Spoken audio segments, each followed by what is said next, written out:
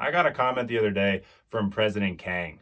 Great YouTube account name, and also a very good question. He said, hey, look, I see a lot of those minimalistic mods on the Casio Royale, but why don't I see any on the Casio AE-1400? It's a very close relative. They have the same module inside. What gives? I didn't know, but I wanted to find out. So I bought one and I modded it. There is a very obvious reason, I think, why you don't see it as much on YouTube, but there is a much less obvious reason that I didn't find out until I took this entire watch apart. So let's head over to the bench. We'll take it apart together, find out those reasons, but also I'm going to be giving away this watch at the end of the video, so stick around if you want the details on how you can get your hands on the minimalistic mod of the Casio AE-1400, but let's get started.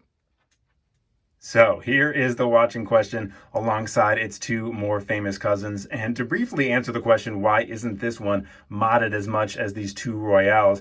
I think it just comes down to popularity, and that can probably be broken down into two different categories of looks and versatility. I feel like both of the Royales, the resin and the metal band version, not only do they both look better, I think they just fit into more scenarios. You can wear them to more places. I like the center one. However, if you're not hiking or you're not in the army or you're not completing an Ironman, this watch might look out of place. This would look a little more out of place at a barbecue than this resin Royale would, and this metal Royale can fit into twice as many places as these two resin ones combined. So I think there's just more popularity because of the different uses of these two Royales. That is not to say that we're not going to give this one a try and to see how it looks. So let's go ahead and totally simplify this Casio, this poor old, hold on, I got to double check the model number, AE-1400WH, and see how this looks when we get all the writing off. So I will immediately get to that. I'll check back in when the module is out. So there we have it. That actually was about 5 times easier than the Royales. It came right out. I also didn't even have to take off the straps on this. So I think maybe this took me 3 minutes to take apart. So it is not a big deal at all. Anyone can do it. This is the annoying part. It's not going to be hard, but it is going to be annoying. Basically, what I'm going to do is now I just take a Q-tip that has rubbing alcohol on it and I just start rubbing like hell. I need to decide what I want to take off. Also, there's a bunch of writing over here. I think last video I took this off first. Whoops. So I will do it again. There is a lot to take off. I don't think I like any words on here. F it all. And the same for this, except for we'll leave Casio, we'll leave 100-meter water resist, and I'll leave this little red accent. All right, I'm just gonna start rubbing.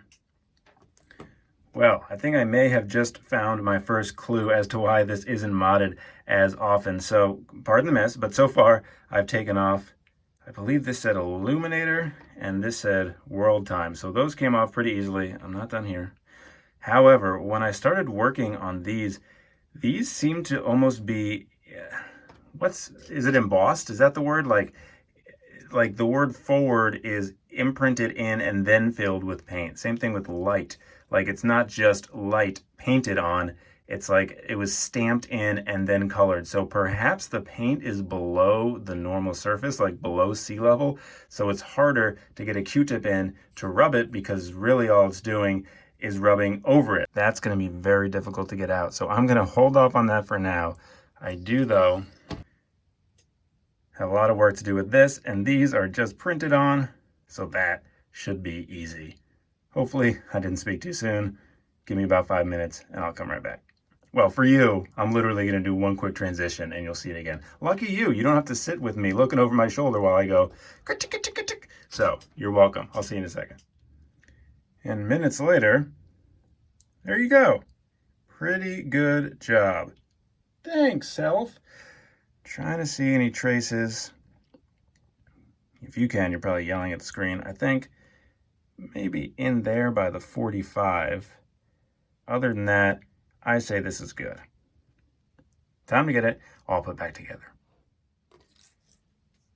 And here is the final product. Yes, still a bunch of writing on those buttons and down here, but way more minimalistic than before. We'll pull in a side-by-side just to make sure, but we took off I can't even remember anymore. There was world time, there was illuminator on the case, and then inside was like the mode and the blah, blah, blah. The side-by-side will help with that. I do think this looks, though, a lot better, and it actually is making me appreciate the looks of this watch just a little bit more. This watch is a pretty good-looking watch. It is definitely of a style. It's kind of that Iron Man style, the tough G shock style of the indestructible, overbuilt watch. But without all that writing, I do start to see kind of the other design elements. I really like the circular dial. I like this, I'm calling it a bezel, but this kind of carbon fiber silver bezel that goes around it, so it kind of looks like it's placed in a claw. Oop, I always hit my tripod. Basically what I'm saying is these guys look like a hand that's coming around from the bottom and gripping the circular module. Like these and these are all fingers just kind of holding the circular module in place. I think that's kind of a cool look. And I'll bring in its closest relative. Again, the same exact module. You can see it here. Everything is the same with the handset or the faux handset and the world time and the map, everything. It's the same exact watch, just with a different case. And this is a little more versatile now. No, I don't think that it can fit in as many situations as this watch can or its metal cousin, but it does look a lot better. And I did a lot better work on the mod on this new watch on the right than I did with this Royale. So we're actually going to get that out of your viewing area so you can't pick apart everything I messed up. So why isn't this watch modded as much as the Royales? I think the same answers still stand. It's not as versatile, and it's just by function not as popular, so there's not going to be as many videos made about it. But we also did find a physical reason. Unless you use like maybe a jeweler's loop and the world's tiniest Q-tip and just get into each one of those trenches to get it out, that's going to be very difficult to get out. That being said, though, you'll still see the imprint of the word light. You'll still see the imprint of the word forward.